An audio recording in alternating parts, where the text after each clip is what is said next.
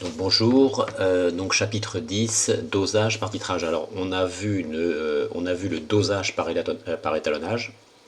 Alors déjà dosage, l'objectif est le même que pour dosage par étalonnage. Dosage, c'est rechercher la concentration dans une solution. Voilà. On a une solution inconnue, on cherche sa concentration.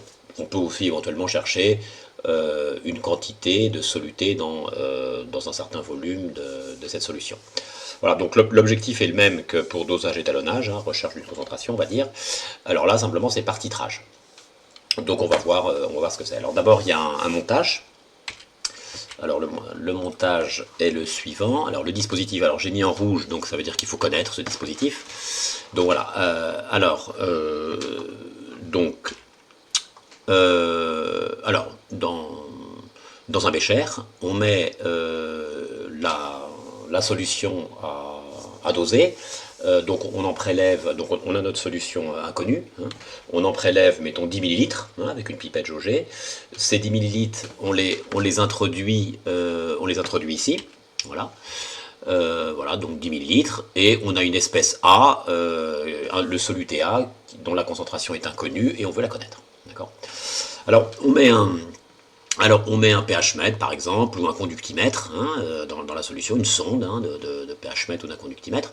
Alors 10 millilitres c'est pas beaucoup, pour que le pH mètre trempe bien dans la solution, eh bien on rajoute de l'eau. Hein. Par exemple, on rajoute 100 millilitres d'eau. Voilà. Au-dessus, on a une burette, et dans cette burette, on a un soluté, une solution qui est connue, hein, la concentration de la solution est connue. Le soluté ici que j'ai pris, c'est le soluté B. Donc la concentration vaut 0,1 mol par litre. Bon, alors l'idée est la suivante: quand on fait un dosage par titrage, eh bien, on va verser la solution de la burette dans le bécher, et l'espèce B va réagir sur l'espèce A. Hein. Donc il va y avoir une réaction, dans un dosage par titrage, il y a une réaction chimique entre l'espèce A et l'espèce B. Alors concrètement, l'espèce A, on appelle ça l'espèce dosée, hein, et hein, dosée. Et l'espèce B, on appelle ça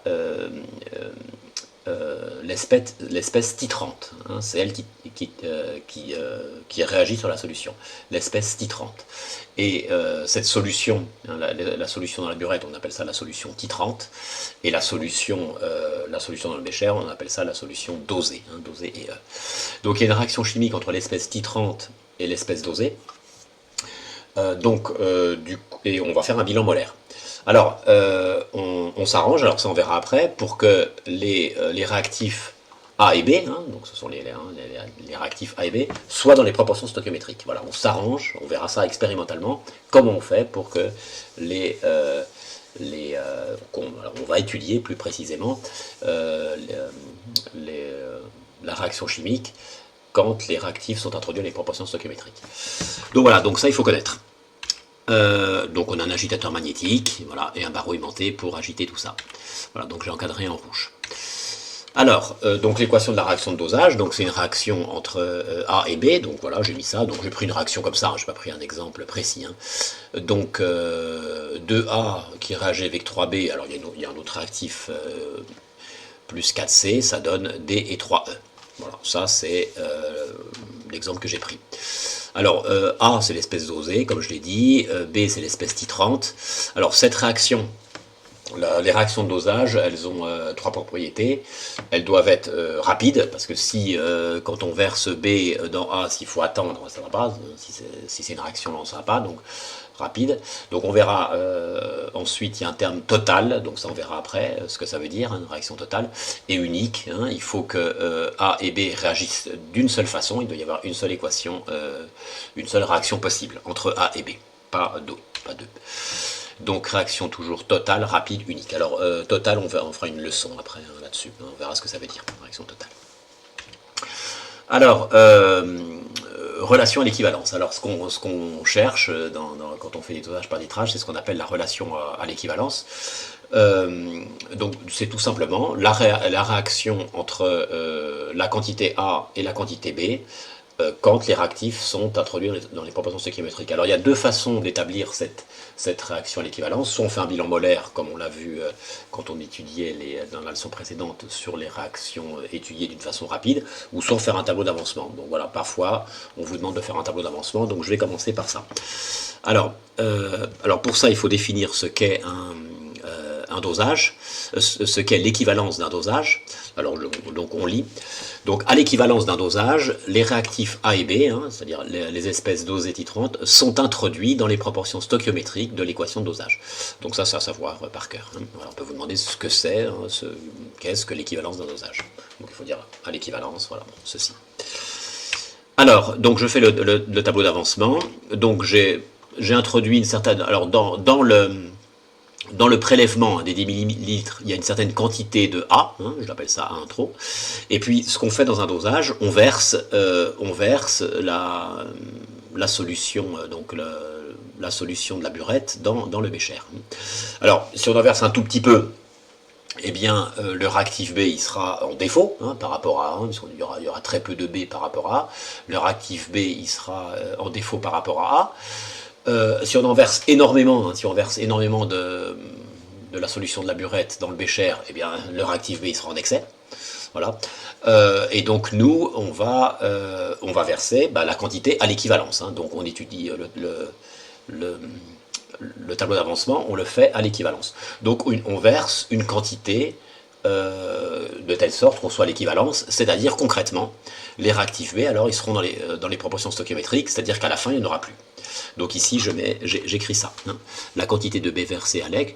Alors, dans ces cas-là, donc le réactif C est en excès, il faut qu'il soit en excès, parce que s'il est en défaut, eh bien, on ne pourra pas faire de bilan molaire sur A et B, donc le réactif C est en excès, mais bon, ça, on précise dans l'énoncé. Le D, il n'y en a pas, et le E non plus. Alors ensuite, on fait le tableau d'avancement, voilà, donc moins 2x, moins 3x, excès, x et 3x. On met petit m partout, xm partout, voilà. Et donc ensuite, on applique la définition de l'équivalence. À l'équivalence, ces deux quantités sont dans les proportions stoichiométriques, c'est-à-dire qu'elles sont entièrement consommées, donc là on va mettre 0, 0. 0 et 0. Et ce qu'on cherche, c'est une quantité entre A et B. Eh bien, je sais que 2A moins xm égale 0, et c'est pas ou, c'est et quoi, c'est et, nb moins 3xm égale 0. Donc je vais utiliser ces deux équations. Voilà, donc je les écris, donc xm égale na sur 2, et pour l'autre, xm égale nb sur 3. D'accord ? Voilà. Donc xm vaut ça, mais xm vaut ça aussi. D'accord, donc les deux sont vrais. Donc du coup, on a ça qui est égal à ça. Voilà, et ça, on appelle ça la relation d'équivalence. Donc voilà, quand la question c'est déterminer la relation d'équivalence, c'est ça. Voilà, donc on peut vous demander de faire ça avec un tableau d'avancement, on vous guide, dresser le tableau d'avancement et en déduire la relation d'équivalence. Il faut faire ça. Mais on peut faire beaucoup plus rapide. On peut déterminer cette relation sans faire de tableau d'avancement, c'est-à-dire qu'on fait un bilan molaire. Voilà, donc je remets l'équation. Le bilan molaire, c'est la quantité de A consommée divisée par 2 est égale à la quantité de B consommée divisée par 3. Alors, comme les réactifs, ils sont introduits dans les proportions stoichiométriques, effectivement, donc on commence par écrire ça, et donc à ce moment-là, ça veut dire que la quantité de A introduite divisée par 2 est égale à la quantité de B versée à l'équivalence divisée par 3, c'est-à-dire qu'on réécrit ça, parce qu'on est à l'équivalence, on sait qu'on est, dans les proportions stoichiométriques. Bon, et bien du coup, vous allez faire l'exercice 1, vous mettez en pause et vous faites l'exercice 1, alors je vais l'énoncer, voilà. Voilà.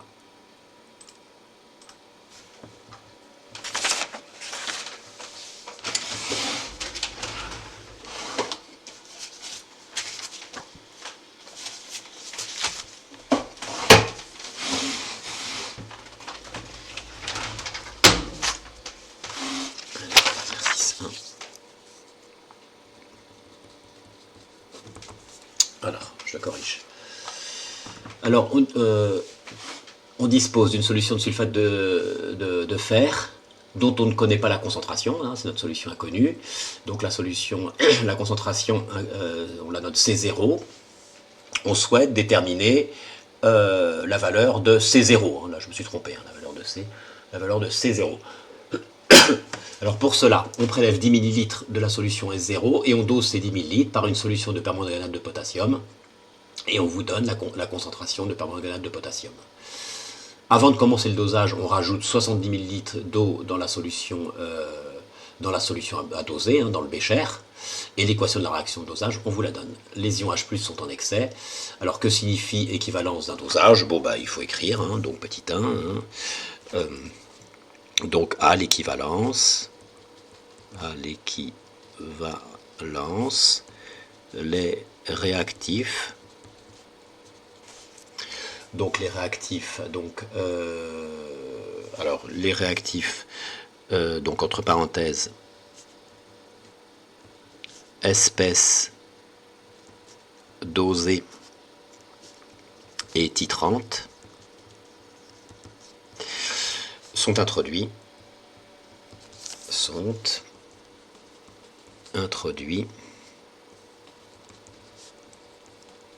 dans les proportions stoichiométriques, ça s'écrit stoichiométrique. Voilà. Établir la relation d'équivalence. Alors bien sûr, on va faire la méthode rapide. Donc on écrit les réactifs. Alors je suppose que je le mets parce que cette question-là, on vous la demande pas souvent, d'accord. Donc si vous devez trouver si la réaction est seule, établir la réaction à l'équivalence, il faut quand même rédiger. Donc les réactifs, pas les réactions, les réactifs sont introduits dans les proportions stoichiométriques.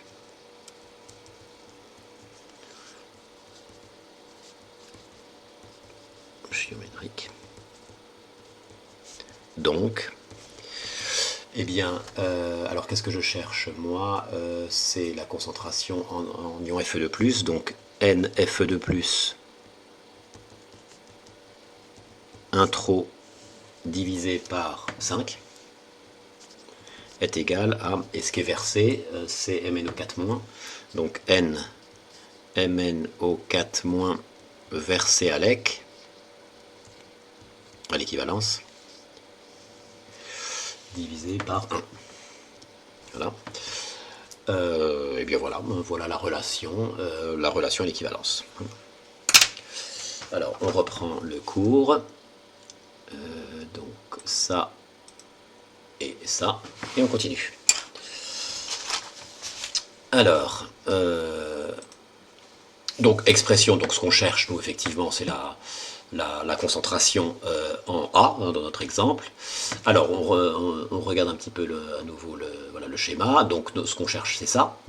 Donc on a la quantité A, donc on va dire que la quantité c'est la concentration fois le volume, c'est-à-dire que c'est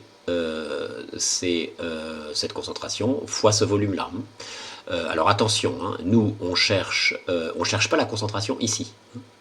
On cherche la concentration dans le prélèvement de 10 ml. On a pris ça, mettons, avec une pipette jaugée, donc on cherche la concentration de A dans la pipette jaugée. On ne cherche pas la concentration de A là-dedans, parce que ça a été dilué avec 100 ml d'eau. D'accord, donc il faut faire attention. Le volume, c'est pas 110 là. Le volume, c'est 10. Donc on va écrire ça fois ça. Et puis la quantité de B, eh bien c'est la concentration en B fois le volume qu'on a versé, c'est-à-dire VEC. Alors le volume qu'on a versé, on le note VEC. Voilà, on dit pas. Voilà. Donc voilà. Voilà. Ça c'est le volume à l'équivalence. C'est le volume versé à l'équivalence. Voilà. Bon, et donc du coup, à 0, c'est égal à 2 fois ça, divisé par 3 V0. Voilà. Et bien vous faites l'exercice 2, donc je mets en pause.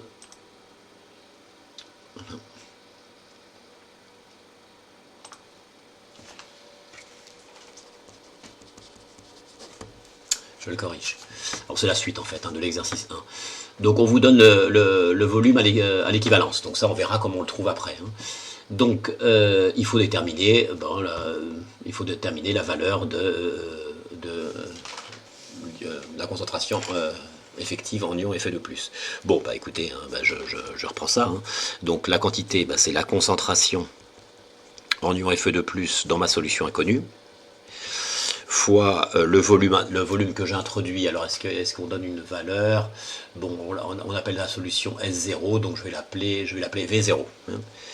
V0 sur 5 est égal donc à la concentration. Donc là, on vous donne la concentration amino 4 on l'appelle C1, donc je prends C1 fois eh bien, le volume versé à l'équivalence, c'est-à-dire VEC. Donc la concentration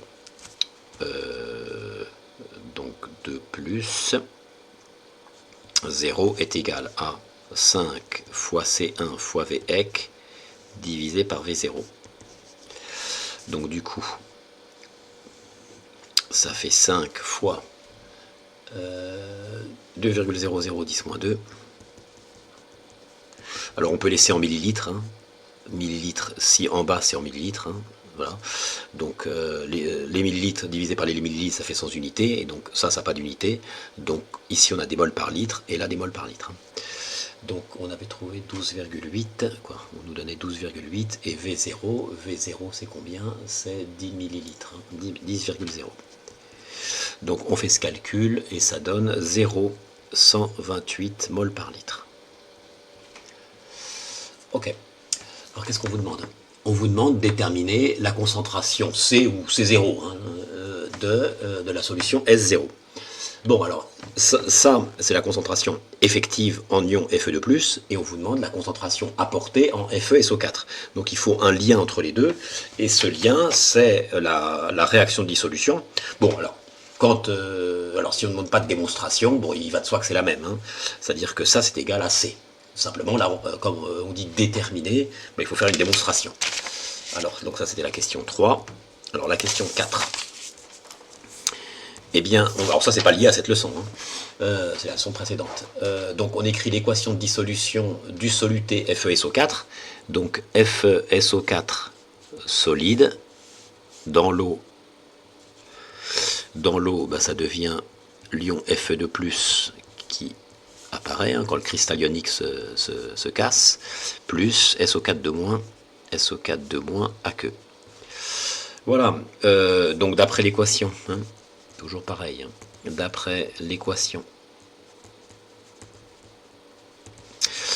Eh bien, donc c'est ça qu'on veut exprimer. Alors, la quantité d'ion Fe de plus formée divisé par 1 est égale à la quantité d'ion de soluté introduit, hein, soluté consommé, divisé par 1. Hein, les coefficients stoichiométriques sont de 1. Donc du coup, la quantité, donc maintenant je vais utiliser l'expression avec la concentration. Hein, la quantité, c'est la concentration fois volume. Donc ça, c'est l'espèce effectivement présente, hein, donc entre crochets. Hein, Fe2 plus 0 fois le volume de la solution est égal, donc ça c'est la quantité consommée, c'est égal à la quantité introduite. Donc c'est égal à ce qu'on a noté C fois V. Donc du coup, on a Fe2 plus 0 est égal à C. Donc on cherchait C. Hein. Donc C est égal à 0,128. Donc C égale 0,128 mol par litre. Voilà, j'ai fait la démonstration. Voilà, alors après il faut le savoir, une mol, donc du coup, on a la concentration effective qui est égale à la concentration apportée. Voilà, donc je reprends le cours, ça et ça, on reprend le cours. Alors ce qu'on va voir maintenant, c'est comment on fait pour trouver le volume à l'équivalence, parce qu'on verse concrètement, on verse la solution dans la burette, mais à un moment donné, donc au début on comprend bien que l'espèce dans la burette elle est en défaut, mais si on en verse plein, elle va être en excès. Et donc nous on veut être juste dans les proportions stoichiométriques. Donc à un moment donné, il faut l'arrêter. D'accord. Donc on va voir, et quand on l'arrête, c'est ce qu'on appelle le volume à l'équivalence. Alors comment arrêter le volume, comment connaître plutôt hein, le volume à l'équivalence, hein, plutôt comme ça. Voilà, comment connaître la valeur de Vx expérimentalement. Donc ce que je vous dis est là, vous l'admettez. Alors, si donc ce qu'on fait, donc je reprends ici, voilà. Donc quand on fait, c'est ce que vous ferez donc la semaine prochaine, hein, le TP, vous aurez ce montage-là, vous aurez un pH mètre, et ce qu'on fait, eh bien, on verse millilitre par millilitre hein, la solution titrante. Hein. Donc, au début, on ne verse pas, on note la valeur du pH. On verse 1 millilitre, on note la valeur du pH. On verse encore 1 millilitre, la valeur du pH. Donc, on a versé 2 millilitres. On verse encore 1 millilitre, on note la valeur du pH. Donc, on a versé 3 millilitres, etc. etc. Donc, on a un tableau de valeurs avec le volume de solution titrante versé et la valeur du pH. Et ensuite, on trace une courbe. Et voilà le genre de courbe qu'on obtient. Je vous montre le genre de courbe qu'on obtient. Voilà, voilà ce qu'on obtient. Hein. Ça, c'est le volume de l'espèce B versée, et puis le pH hein, de la solution. Voilà. Alors, donc quand on travaille sur cette courbe, et quand on travaille sur cette courbe, on peut trouver VEC. Alors, je vous dis comment. Alors, il y a deux façons. Alors, soit on trace une autre, à partir de cette courbe-là, on trace une autre courbe. Alors, cette courbe-là, voilà la. Donc en abscisse, on a le même abscisse, hein, c'est le volume de solution titrante versée. Et en ordonnée, c'est D de pH sur D de V. Alors ça, donc on a vu cette notation, hein, donc c'est une dérivée, hein, c'est la dérivée du pH par rapport à V. C'est le nombre dérivé pour chaque point ici. Hein. Donc quand VB égale 5, il y a un certain nombre dérivés. Hein, quand VB égale 15, il y a un autre nombre dérivé. Alors l'interprétation géométrique du nombre dérivé, bon, je pense que vous le savez, c'est le coefficient directeur de la tangente à la courbe. C'est-à-dire que ici, là, je trace une tangente, la tangente à la courbe, donc je vais trouver ça. Elle a un certain coefficient directeur, et ce coefficient directeur, bah, c'est le nombre dérivé. Donc ce qu'on peut dire, c'est que ou la pente, hein, si vous voulez. Hein, au lieu de dire le coefficient directeur, on peut dire la pente. Hein, on a une certaine pente. Si je prends ce nombre-là, ici, hein, c'est-à-dire 9 à peu près, je prends entre 5 et 10, je prends 9. Je trace la tangente. La tangente, vous voyez, elle va être comme ça. Et donc on va avoir une pente plus forte. Donc on a un nombre dérivé plus fort ici que là. Si je prends ici, j'ai une pente extrêmement forte, hein, vous voyez, parce que c'est presque vertical. Hein, donc j'ai une pente très très grande ici. Voilà, ici, si je trace la tangente, voilà, pour VB égale 11, j'ai une pente qui diminue, hein, elle est forte, mais elle diminue par rapport à ici, hein, par rapport à V égale 10. Et puis si je trace ici la tangente, c'est presque horizontal, donc là la pente est nulle. La pente est nulle, et donc le nombre dérivé est nul. Donc bref, voilà ce qu'on obtient comme courbe dérivée. Hein, on obtient ceci, donc c'est cohérent avec ce que je vous ai dit. Hein. Petite pente, pente énorme, petite pente, hein, donc c'est tout à fait cohérent. Hein. Petite pente, petit nombre dérivé, grande pente, grand nombre dérivé, petite pente, petit nombre dérivé. Et donc ce que je vous dis, vous l'admettez, le volume à l'équivalence, c'est l'abscisse du maximum. Hein, donc je prends l'abscisse ici et je lis VEC. C'est-à-dire autrement dit ici 10. D'accord. C'est l'abscisse du point où la pente est la plus forte. D'accord. Donc la pente est la plus forte ici, donc je prends l'abscisse du point, c'est 10. Donc on trace cette courbe, hein, donc vous allez faire aussi ça en TP, hein, vous allez tracer cette courbe avec rigueur ici, et puis avec le réticule, vous viendrez ici et vous viendrez lire VEC. Voilà comment on fait. Ça c'est la première méthode. Alors après il y a une autre méthode, c'est graphique. Donc on vous donne ce graphe-là. Et avec ce graphe-là, vous vous débrouillez et il faut trouver VEC. Alors je vous montre comment faire, on appelle ça la méthode des tangentes. Alors ça c'est la méthode de la courbe dérivée. Alors maintenant la méthode des tangentes. Alors vous tracez une tangente là, sur la courbure, hein, ici. Hein, il y a un saut de pH hein, dans ces... Quand vous ferez un suivi, alors on appelle ça un suivi par pH métrique, quand on fait un suivi par pH métrique, la courbe, il y a un saut de pH, hein, c'est-à-dire qu'on a une très forte variation du pH à un moment donné. On appelle ça le saut de pH. Hein. Voilà, le pH a une forte variation. Donc au niveau du saut de pH, vous tracez la tangente. Ensuite, vous tracez la tangente ici parallèlement. Vous tracez une autre tangente ici. Et puis vous prenez le milieu de ces deux segments. Hein. Voilà, donc là, vous mesurez le milieu et le milieu. Hein. Le milieu de ces deux segments, c'est ici et ici. Et là, vous tracez, vous rejoignez les deux milieux.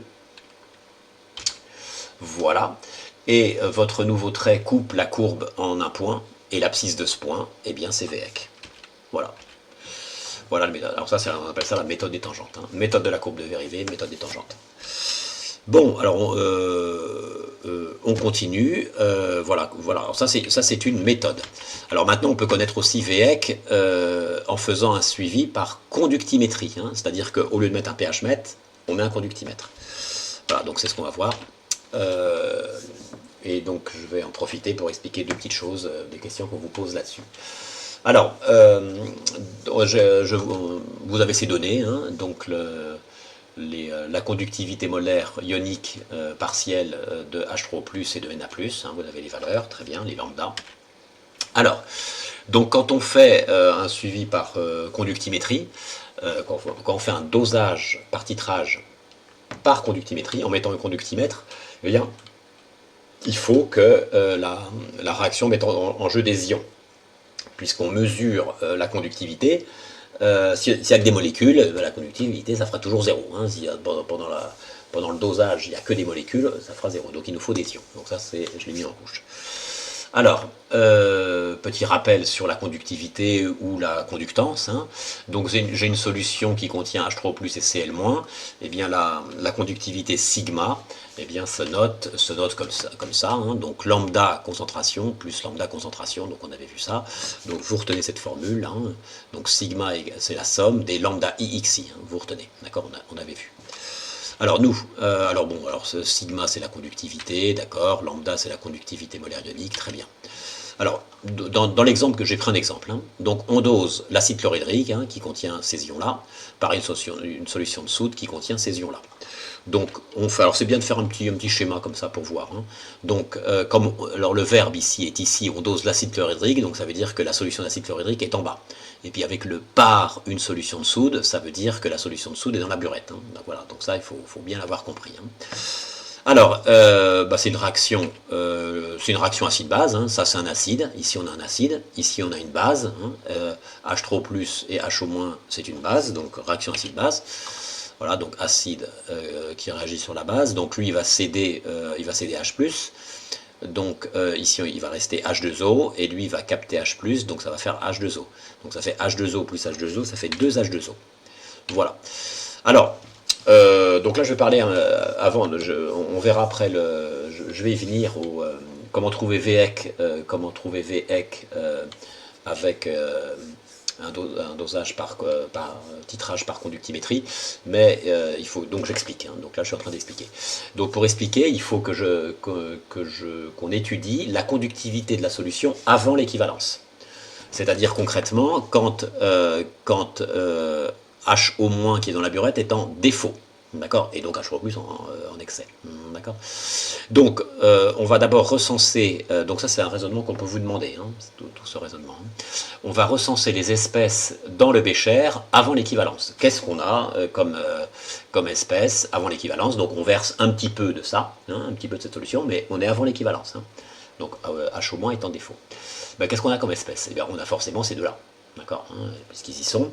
H3+ est en excès, il n'a pas encore été. Le dosage n'est pas fini, il est partiellement consommé, mais il en reste. Bon, Cl-, on appelle ça un ion spectateur, vous voyez, Cl-, il n'est pas dans l'équation bilan, on appelle ça un ion spectateur, il est là au début, il est là à la fin, c'est comme l'eau, elle est là au début, elle est là à la fin, les molécules d'eau.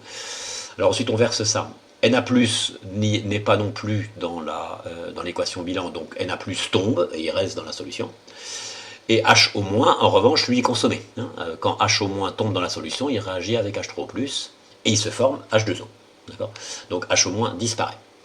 Et il n'y a pas de nouvelle espèce formée, quoi. Bon, il n'y a pas de nouveaux. Alors il y a des molécules d'eau qui se forment, mais il n'y a pas de nouveaux ions formés. D'accord. Voilà, donc du coup, les espèces formées, ben voilà, les espèces formées, on les a dites. Voilà. Hein, H3O+. Alors bon, j'aurais pas dû mettre entre crochets. Hein.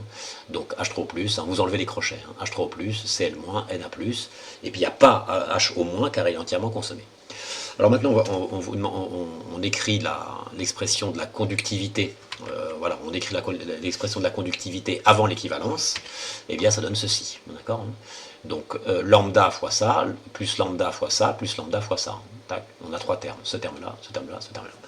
Et ce qu'on va chercher maintenant, c'est comment évolue la valeur de sigma quand on verse hein, la solution, là, comme ça, goutte à goutte, mettons, on verse goutte à goutte, eh bien, il y a le conductimètre, eh bien, la valeur qui est indiquée par le conductimètre varie, d'accord, puisqu'on verse la solution. Donc, il y a cette réaction qui se fait.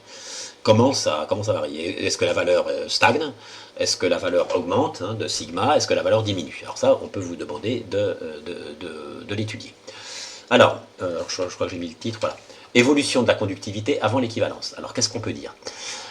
Donc la valeur de sigma, eh bien, je l'ai écrite ici. Hein. Donc ça dépend, donc ça c'est des constantes, hein. Les lambda c'est des constantes, hein. On a des valeurs ici.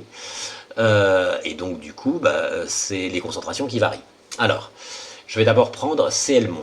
Alors, la concentration en Cl-. Alors Cl- il est là au départ, mais on a dit que c'est un non-spectateur. Il est là au départ, il ne réagit pas, il n'est pas consommé, il n'y a pas de Cl- qui arrive.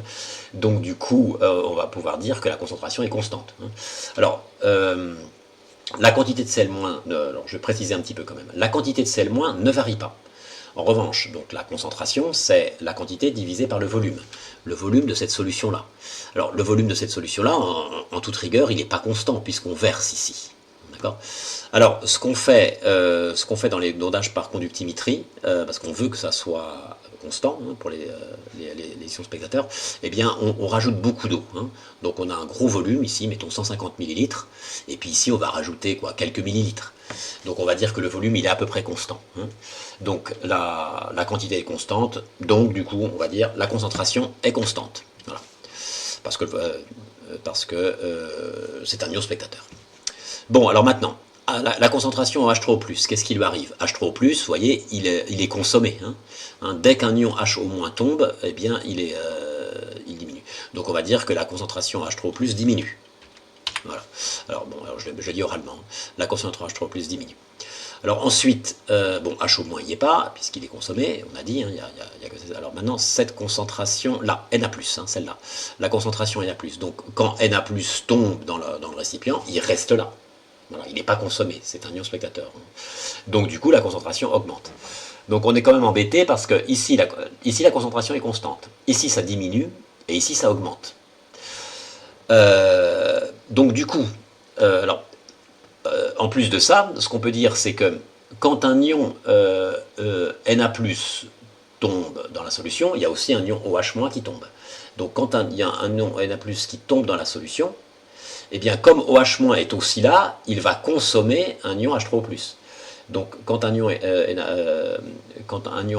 est ajouté dans la solution, un ion H3O+, est retiré de la solution.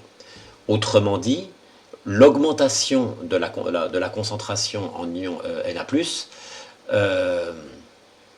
eh bien, est totalement donc, compensée par la diminution de la concentration en ion H3O+.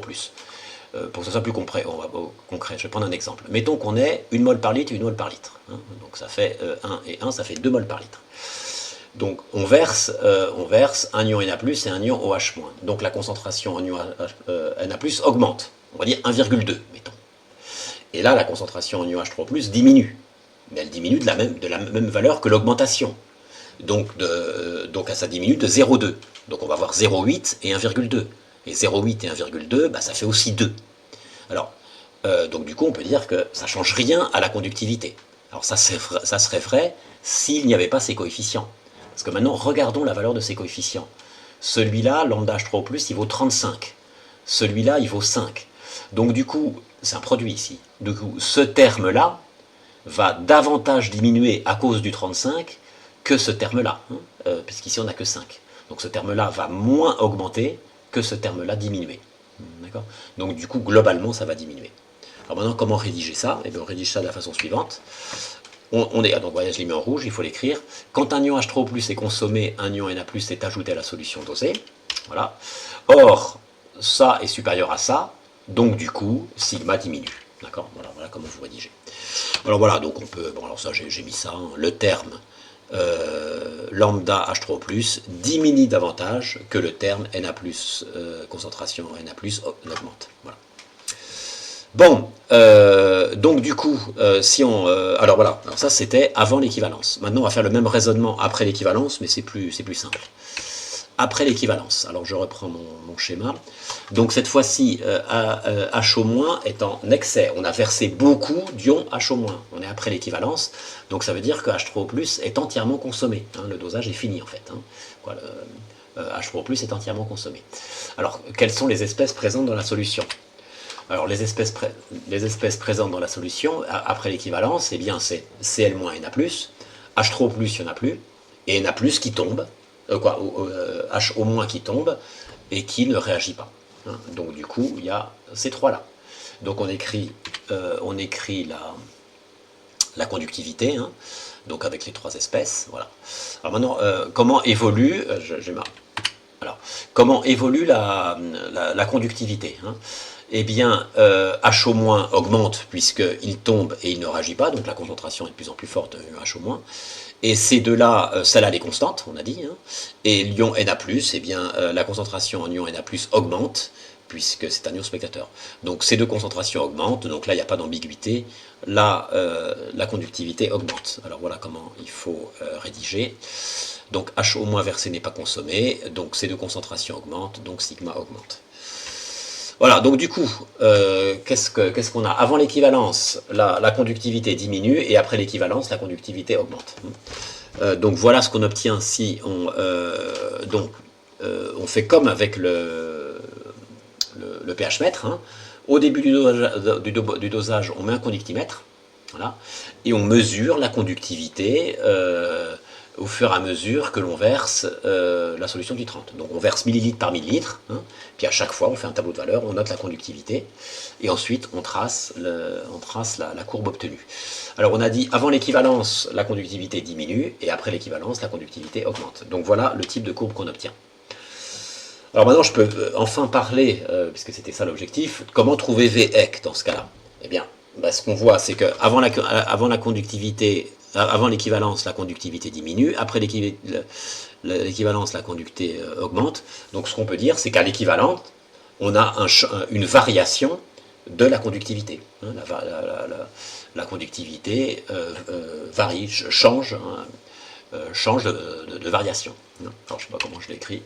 Voilà, donc la variation de la conductivité change à l'équivalente. Hein, voilà. Donc du coup, eh bien, je vais tracer, donc vous voyez, ça varie linéairement, donc on prend la règle. Hein. Alors pour trouver Vec, voilà comment on fait, on prend une règle, on fait ça, et comme ça change à l'équivalence, hein, la variation change à l'équivalence, et bien Vx à l'intersection des deux, Vx ça vaut ça. Voilà. Allez, exercice 3. Donc je mets l'énoncé, donc vous mettez en pause et on fait l'exercice 3.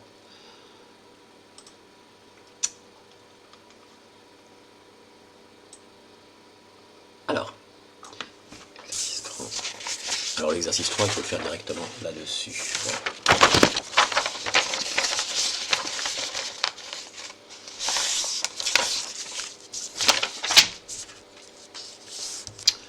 Alors, exercice 3. Déterminer la valeur du volume à l'équivalence dans les 4 cas suivants. Bon, bah. Donc, il faut appliquer ce que j'ai dit. Alors, hop, on fait donc le saut de pH est ici. Donc, on trace la tangente à la courbe. Alors, comme vous voulez. Hein, bon, allez, prenez plutôt autour de 45 degrés, comme ça, voilà, hein, comme ça. La tangente, hein, tangente à la courbe au niveau du saut de pH.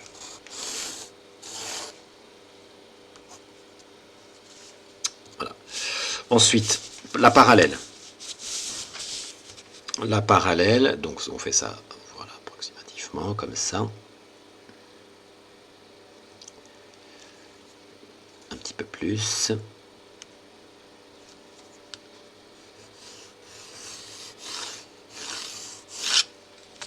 Alors, on mesure. Donc, 3,8.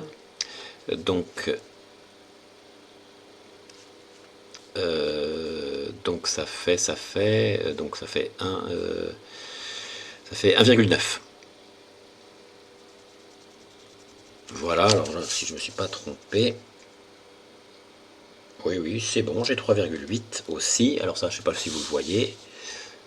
J'ai 3,8 aussi, donc ça veut dire que c'est bien parallèle. 1,9. Voilà. Et donc maintenant, je joins ces... voilà, donc voilà, je joins ces deux traits.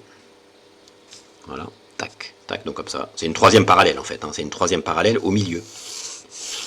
Voilà, donc je rencontre ici.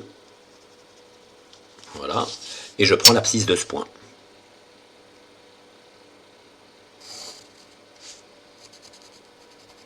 Voilà. Donc on trouve ici. Alors, faut faire attention à la graduation. Donc il y a combien 1, 2, 3, 4, 5. Donc c'est de 4 en 4. Hein. C'est de 4, donc 4, 8. Donc alors là, 12,4, 12,8, 13,2, 13,6. Donc VEC égale. Donc V. Oui, je l'écris ici. Hein. VEC égale 13,6 millilitres. Voilà pour celui-là. Alors ensuite, bon, bah c'est simple ça. Hein. Voilà. Donc vous tracez. Alors ici en général, c'est bon, ça peut être un peu bizarre les points. Donc voilà, prenez plutôt au début, prenez plutôt au début hein, pour tracer ici. Hein, voilà, comme ça. Hein. Voilà, vous prenez ces points-là, hein, parce qu'après ça peut diverger après. Voilà. Donc je prends. Ouais, alors là c'est un peu bizarre. Hein, je vous avoue. Ouais, c'est un peu bizarre parce que là ça devrait être bien linéaire. Ouais, je sais pas trop quoi faire, hein, je vous avoue. Ouais. Voilà, ça va pas être précis là. Bon, ok. Bon, allez, je vais faire une espèce de droite moyenne. Voilà.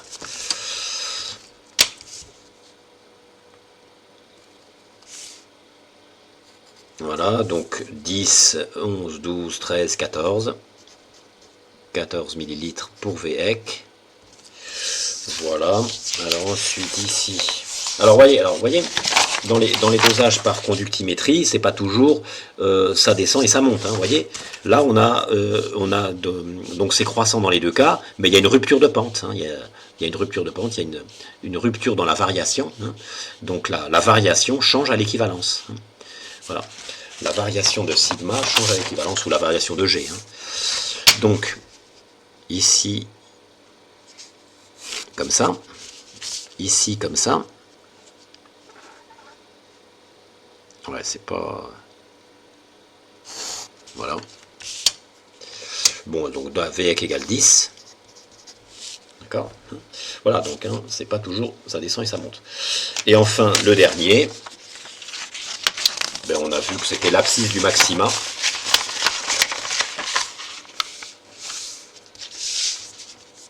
Voilà, donc le maximum, bon bah il est là, on prend l'abscisse. Hein. Voilà, donc là c'est pas très précis.